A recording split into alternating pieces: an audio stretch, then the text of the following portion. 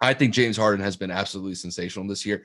I think you did mention that he's probably like fourth or third in your MVP race at this point. I have him third simply because I still have Joel at number one, and I know the freaking analytic bros are going to get after me saying, "Oh well, if you look at Nikola Jokic is leading all the analytics." And I'm like, yeah, okay, but if I'm looking at James Harden right now, James Harden has definitely stepped up. Just the one thing that's really surprised me when it comes to the Nets and specifically with James Harden is the fact that he has become really the facilitator of the team. He has really been Big time. great with distributing the ball, and he's really getting these guys, whether it's Kyrie, whether if he's on the court, KD, Joe Harris, DeAndre Jordan, really involved in the offense. And the offense is flourishing because of James Harden's ability to really distribute the ball extremely effectively. And I remember you and I had talked about this, like what would his role be going into a situation where you got Kevin Durant and Kyrie Irving in your starting five? It definitely looks like Kyrie Irving is definitely going to be just a point guard that is going to simply just drive to the basket and knock down some mid-range jumpers. Kevin Durant is going to do what he needs to do, knock down wide open three-point shots. I still think that Kevin Durant shot is like the silkiest shot in the league that I've ever seen. So, but James has really carved You got out a clean jump shot, yeah. but James has really carved out his role really well. And because of that, you mentioned he had the 40, 15, and 15 the other day. Like he's Absolutely been going ridiculous, going dude. off, Those are dude. So 2K numbers, dude. Like, come on, so man. so I mean, just looking at where he's gone, and I'm gonna pull up his stats real quick, just because just to kind of show you guys how well he has really been playing this year. So just to kind of give you guys the traditional stats that he has so far. So he's averaging 25 and a half points a game. He's averaging almost over 11 assists a game, and he's averaging around 8 rebounds a game. So he's only about 2 rebounds away from averaging a triple double. And then if you get into some of the advanced stuff, the advanced analytics, so his PER is sitting around 25 right now. His win shares is sitting around zero point 0.2. Okay, I want to get this right. 0.219, which is it's been improving ever since he's gotten to Brooklyn, and Yeah. his shooting average is pretty solid.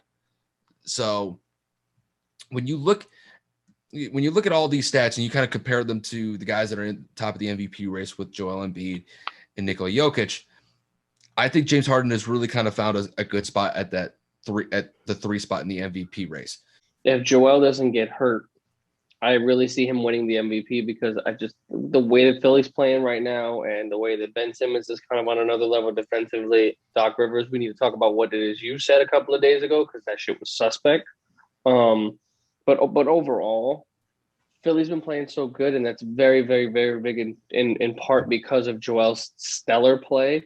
Uh, Similar to what you said, it's crazy how Jokic is putting up the numbers he's putting up, and yet Denver is like the sixth or seventh seed in the Western Conference. But that also shows the difficulty of playing in the West because you have a player like Jokic competing for an MVP, and you're at the seventh seed.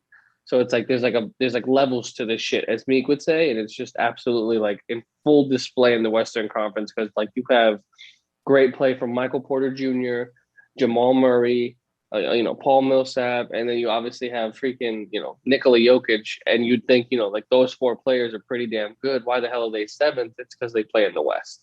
If this team is in the Eastern Conference, they're probably better than Philly, if I'm being completely honest. Like those two big men in those respective in the Eastern Conference would obviously dominate because those are the two best centers in the league. But I couldn't agree more. James Harden's playing out of his mind. And I think if Joel continues to, be out, God forbid there's any lingering conditions, or if he re-aggravates it, or if they're trying to be safe and keep him out until closer to the playoffs, I think that just gives Nikola the runaway with it, and I think that even pushes Harden further because he goes from third or fourth all the way to second within a month. And honestly, Brooklyn is second, and they could take over for first. And I disagree with you only because on one point, I don't think it makes a difference if either of those other two wingmates of his are on the court. James Harden has showed that his first priority is to get his teammates involved. And since you can't double any of them because that leaves one of them open, James has been seeing a lot of single covered, one-on-one matchups, and he's completely taken advantage. He's hit some clutch shots. And I mean, like you said, I mean, look at his averages. He's almost averaging 26, almost averaging 8, and then he's averaging 11 assists. Like that's just those numbers are wild for someone who got traded at the pretty much beginning of the season and who is also playing with two perennial all-stars and former all-pros.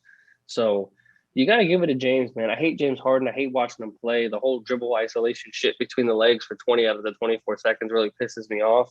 But the fact that he's transitioned into more of a team player and he's kind of accepted a lesser role, that he's not taking all the shots that he used to in Houston, but it's working out and it's paying dividends because Steve Nash is looking like some kind of coach right now, man, managing those three egos, making sure that those three are like healthy and together in terms of their mentalities. But I would say watch out for Brooklyn, man. That finals appearance is looking stronger and stronger every game they play because they are lighting it up. And that is in huge part because James Harden is carrying the load without his other two teammates.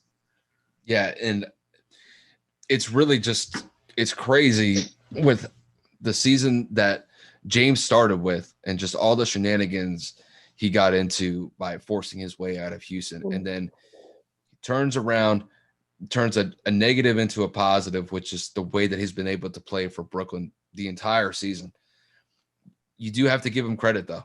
He has really stepped up for Brooklyn, Yeah, big time. especially when Kyrie and KD are out of the lineup. He has really taken on the responsibility of leading that team to where they are. And basically, they're going to either end up either as the 1 seed or the 2 seed in the Eastern Conference. And I think the way that Harden has played so far, he is definitely worthy of some MVP nods at this point.